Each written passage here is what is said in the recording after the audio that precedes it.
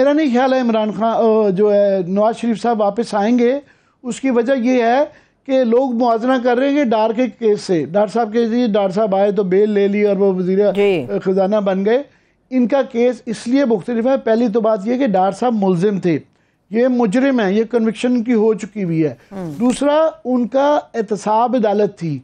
इनका केस जो है ये हाई कोर्ट के मफरूर हैं ये, और हाई कोर्ट में ये एफिडेविट्स दे के गए हुए हैं, हल्फिया हैं, वहाँ हेल्थ रिपोर्ट्स हैं। जब ये पेश होंगे सीधा तो जेल में जाएंगे, और इस्लामाबाद में जेल नहीं है, याद रहे कि ये पंजाब के अंदर जेल है। जब तक अगर परवेज़ इलाही की वहाँ पे पंजाब में गवर्नमेंट है तो इनको वहाँ पे वो सहूलतें नहीं मिलेंगी। इनके लिए उनकी जो सेहत की हालत बताई जाती है या उनकी जज्बाती हालत बताई जा सकती है, वो एक दिन के लिए भी जेल काटने को तैयार नहीं है। और इम्कान इस बात का है कि उनको हफ्तों और महीनों शायद जेल में काटना पड़ जाए, क्योंकि ये प्रोसीजर जो हाई कोर्ट का होगा कि वो शहबाज शरीफ का वो भी बुलाएंगे कि जनाब आपने अल्फियानामा दिया था, फिर वो हेल्थ वालों को भी बुलाएंगे कि जनाब ये रिपोर्ट किसने लिखी थी, वो हर चीज़ इन राइटिंग ली हुई है।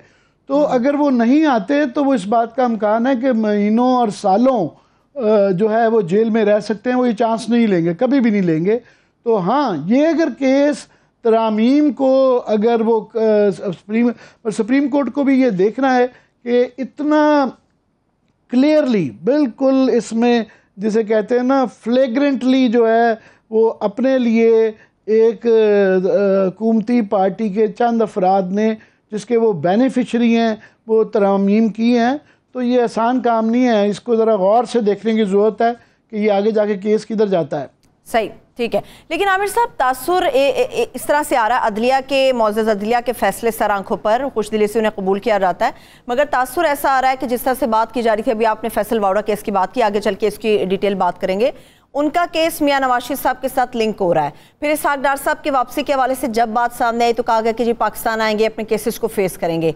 मरियम साहबा को रिलीफ मिलने का दूर दूर तक इम्कान नहीं था, फिर अचानक से ये खबर आई कि मरियम साहबा को भी रिलीफ मिल गया। अब वो लंदन रवानगी के हवाले से भी इसके ऊपर बात करेंगे। तो ऐसा नजर आ रहा है कि सब रिलीफ चल रहा है, सब खुश हैं, और जो आपने बात की कि अदलिया के फैसलों के साथ ये पूरी सियासत चल रही है, तो बज़ाहिर हमें नजर भी सब कुछ ऐसा ही आ रहा है। नहीं, अभी अदलिया के फैसले पे नहीं चल रहे। अभी इनके दो बड़े इन्होंने जो काम किए हैं, एक इन्होंने कानून में तब्दीली की है। अदलिया बेचारी का क्या कसूर है, जब कानून ही आपने बदल दिया है तो वो जाते हैं, वो कहते हैं जनाब जो नया कानून आया है, तरामीम आई हैं, उसके बाद आपकी जुरिस्डिक्शन बदल दी ना। दूसरा, नैब चीफ अपना ऑफ कोर्स लेके आ गए हैं, बिल्कुल घर का आदमी है। वो पहले साल वाले थे, वो तो एक और जगह से टेलीफोन लेते थे, ये तो डायरेक्टली इनका अपना वो सिलसिला है, तो वहाँ से हुआ है। मगर मैं ये बता दूं, आज आपने गौर किया होगा मरियम बीबी बड़े गुस्से में थी। दो चीज़ें, एक तो ये कि ये बड़ा इम्पोर्टेंट सवाल है कि मरियम बीबी भी लंदन जा रही हैं, परवेज़ इलाही भी लंदन जा रहे हैं। तो मैं ये आपको पहले भी इतला दे चुका हूँ कि एक बहुत अहम शख्सियत जिनके पहले भी वो चीफ साहब की अपॉइंटमेंट में उनका बड़ा कलीदी किरदार था, वो पहले ही लंदन में हैं। तो ये सारे लंदन में क्यों जा रहे हैं, मेरी शनीद है। अच्छा, परवेज़ इलाही का पहले बता दूं कि आपने गौर किया होगा कि उनके साहबजादे ने कल एक हिंट दिया था कि जी चीफ साहब के मतलब ना इस तरह लीडरशिप को बयान नहीं देना चाहिए, हमारी पार्टी की लीडर को भी नहीं, समथिंग लाइक दैट कि जी वो, तो उन्होंने थोड़ा सा पीटीआई के स्टांस से अपने आप को डिस्टेंस किया है। तो कोई पता नहीं वो भी अपना जोर लगा रहे हों वहाँ जाके कि एक्सटेंशन के हवाले से कुछ कर रहे हों, लॉबिंग वहाँ ऑलरेडी बड़ी हो रही है। और जो उसके लिए फिर ये भी है कि उसके मुज़बरात पंजाब की गवर्नमेंट पे भी होंगे कि परवेज़ इलाही जो है ये जितनी मर्जी कस्में वादे तोड़ें, पहले भी इन्होंने जो है बाकायदा ये वादा करके, और वो हल्फिया, ये मतलब हल्फिया कोई ये अदालत वाला हल्फिया नहीं था, ये मजहबी हल्फिया था कि हलफ लिया गया था, कस्में खाई गई थी, वो तोड़ दी। तो वो उनसे कोई बैद नहीं है कि नज़र आए कि 9 आदमी जो है शुजात साहब की तरफ जा रहे हैं, उनको पार्टी लीडर के तौर पे चेंज किया जा रहा है, तो वो भी बदल सकते हैं। मगर ये इतना आसान नहीं है। मैं क्विकली आपको बता दूं कि मरियम बीबी का आज प्रेस कॉन्फ्रेंस में आपने गौर किया होगा, वो बड़ी गुस्से में थी। वैसे वो जनरली गुस्से में होती हैं, मगर उन्होंने बड़ी तनकीद की, और उसके बाद जो डायरेक्टरी तनकीद की, उन्होंने कहा ये जनूबी पंजाब के एक लाडले हैं, इशारा दिया, उसकी वजह से दराड़ आ गई है, उसकी वजह से वो उनको शक पड़ गया नवाज शरीफ के कैंप को कि ये हमारे साथ पूरे नहीं हैं। बस मैं ये कह दूं कि ये जो उन्होंने हमला आज किया ना जनूबी पंजाब में जी, ये चेक कर लें कि जब चीफ साहब वहाँ गए थे उनकी गाड़ी कौन चला रहा था। मैं रिपीट कर दूं कि उनकी गाड़ी कौन चला रहा था, ये बात नोटिस में आई है। उस बात से एंटेनास जो है ना दोबारा अलर्ट हुए हैं, खड़े हुए हैं, और उस बात से ज़ाहिर है ये सारे मामलात जो हैं ये फ़ोनों से पे आजकल फ़ोन पे बात हो नहीं सकती। ये जो फ़ोन लीक्स होती हैं तो कोई भी मोबाइल फ़ोन ही नहीं रखता। वो कहते हैं शहबाज शरीफ साहब तो इतने पैनिकी हो गए हैं कि वो उनके करीब भी कोई फ़ोन वाला आता तो वो भिड़क जाते हैं। तो ये उसके बाद आजकल फ़ोन पे लोगों ने बात और सियासतदानों ने तो बात करनी छोड़ दी है। तो ये बिल्कुल वहाँ जाके फ़ेस टू फेस बातें होंगी, ये सारे मामलात हैं वहाँ पे डिसाइड किए जाएंगे।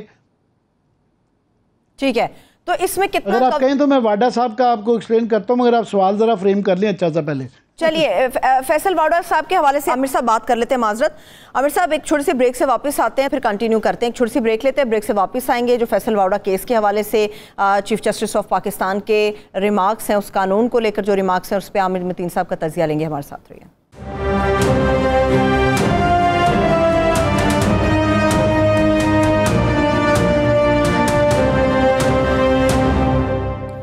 ब्रेक के बाद एक बार फिर से प्रोग्राम में हम आपको खुशामदीद कहेंगे। ब्रेक पर जाने से पहले फैसल वाडा ताहियात नाहिली केस के हवाले से मेरी और आमिर साहब के हवाले से गुफ्तगू हो रही थी।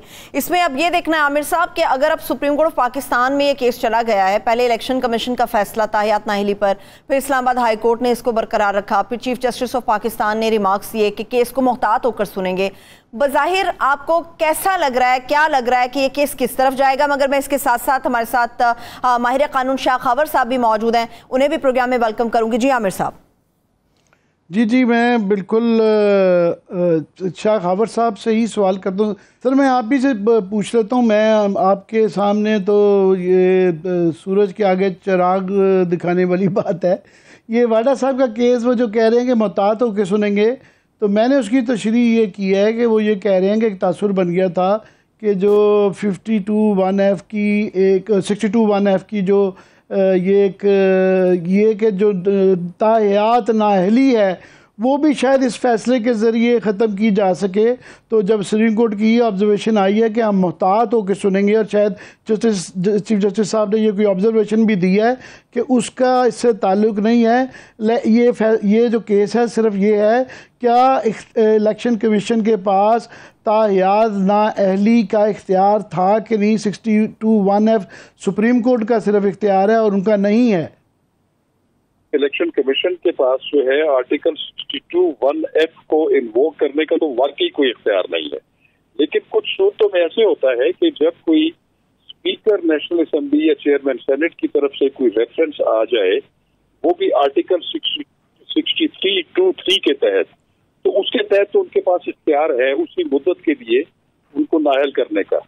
लेकिन जहाँ तक आर्टिकल 62(1)(f के मुतालिक जो सुप्रीम कोर्ट के रिमार्क्स हैं कि उसका ये काला कानून है और उसके बारे में हम जो है वो सोच सकते हैं, तो ये तो मैं समझता हूँ कि एक पॉजिटिव बात है। उसकी वजह ये है कि आर्टिकल 62(1)(f में जो सादिक और अमीन का जो लफ्ज़ इस्तेमाल हुआ था पहली दफ़ा, वो जनरल ज़ियाउल हक ने इंसर्ट किया था। ये आर्टिकल 62 में पहले नहीं था, और उसके बाद जब 8वीं तरमीम हुई उसके बाद ये चला आ रहा है।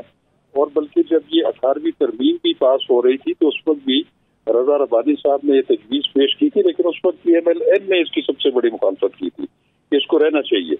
तो अब दूसरी बात यह है कि आर्टिकल 62(1)(f कहीं पे भी नहीं लिखा हुआ कि किसी को अगर कोई कोर्ट ऑफ लॉ डिक्लेयर कर दे कि वो सादिक और अमीन नहीं रहा तो वो सारी जिंदगी के लिए, उम्र भर के लिए वो मेंबर पार्लियामेंट बनने का अहल नहीं होगा। तो ये कहीं पे भी नहीं लिखा हुआ। ये बात भी जो थी इसकी interpretation supreme court of Pakistan ने कुछ केसेस में की थी, तो ये कहीं पे भी कोडिफाइड नहीं है।